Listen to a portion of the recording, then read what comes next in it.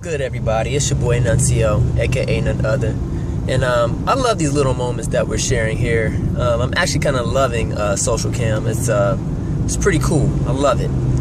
But anyways, I was driving home as usual from work, and I decided to turn on NPR because NPR is just that station that you gotta listen to if you want to hear some alternative news besides just what you may hear on CNN and your local stations, your channels, Fox News, whatever.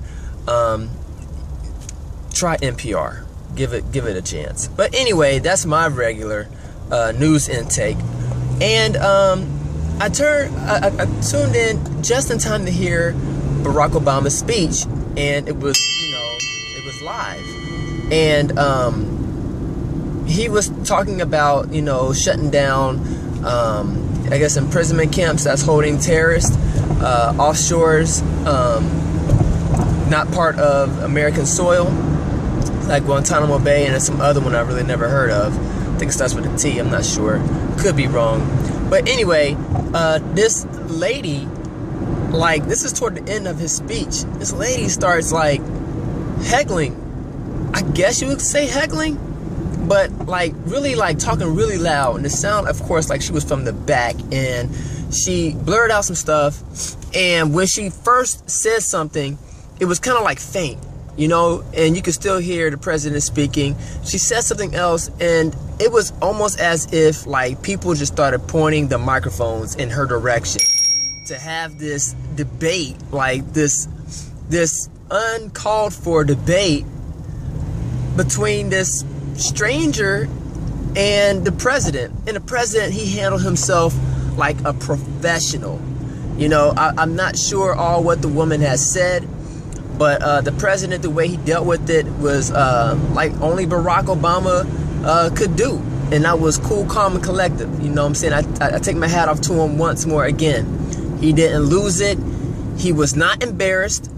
A lot of people, felt as if like this woman completely disrespected Barack Obama and the presidential seat itself.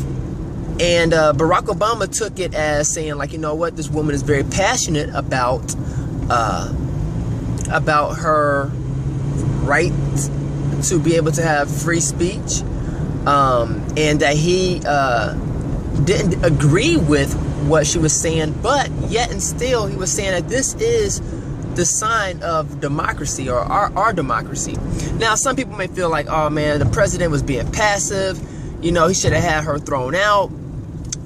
That would have been a typical thing. I was waiting for her to be tossed out. I'm not even gonna lie. I was like, oh, this woman's gonna get tossed out. Security is gonna come and get her. Maybe security should have went and got her. I'm not sure. I didn't see it, but it was just interesting that this woman went from saying a couple of words or whatever to saying like a sentence, and all of a sudden it was just like this dialogue where this woman was like over talking the president. Now, yes, that's disrespectful to overtalk anybody. And even President Obama said, like, in dialogue, I'm going to speak, you listen, when you speak, I'll listen. And at that point I was kind of almost confused, but I understood what he was saying though, because I mean, this wasn't like a debate. This wasn't one of those town hall meetings where it was like, okay, I'm gonna say some things and then your guys are gonna speak. No, he was addressing a situation, and it was for the people to listen to, not speak.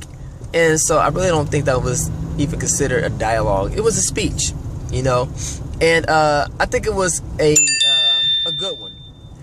Meaning, I may not have agreed with all he has said, and I didn't hear everything that he said, but I do agree that these imprisonment camps need to be shut down, that they are holding some terrorists or potential terrorist suspects, holding them hostage for real. We can say holding them as prisoners, but whatever. And they have not been processed, and I think that that's unfair. You know, and it's been a long time. I mean, we done had a decade at least on some of these cats, and they have not been released. And I may be wrong even in saying a decade. It could be like, you know, 8 years, but golly, even a week without being processed is way too long. So I feel for these guys, even if they are terrorists. And then, you know, Mr. Barack Obama was like, you know, we're going to bring them over onto our soils, some of them. And then you have people that's in Congress and the Senate, or I should just say in the government, that's like, no. And it's almost kind of like, you know, I think Barack Obama's attitude at this point is like, okay, well, what am I supposed to do then? Like, what am I going to do to make you guys happy? Because we can't just hold them. You know, and I think that's the point he was driving home. It's like, you know, we cannot continue to keep holding these people without a due process. We cannot hold these people without having a fair trial, despite the heinous acts that they have committed or that they partook in. We can't do it. That's not who we are. And I agree with them. I think that if we're going to have justice, then I think it needs to be put forth. And how hard could it be?